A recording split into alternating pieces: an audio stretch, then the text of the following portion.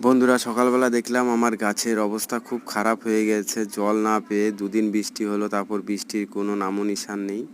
গাছগুলোর পাতাগুলো সুন্দর ফল ফুল সবই দিচ্ছিল। হট করে দেখি গাছের ফুলগুলো পরিবর্তন, ছোট ছোট হয়ে যাচ্ছে, গাছের পাতাগুলো হলুদ হলুদ হয়ে যাচ্ছে, কিরকম একটা ফ্যাকসে ফ্যাকসে কালার হয়ে যাচ্ছে।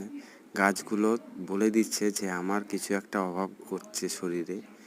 তা আমি দেরি না করে চটপট করে বাড়ির নিচে নেমে পড়লাম। নেমে গিয়ে ছাদে প্রচুর পরিমাণে জল দেওয়া শুরু করলাম গাছগুলির গোড়ায়। তাতে গাছগুলি একটু পরিবর্তন এসেছে।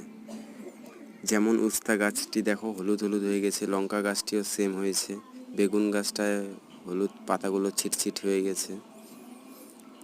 এগুলো পরিবর্তনের লক্ষণ।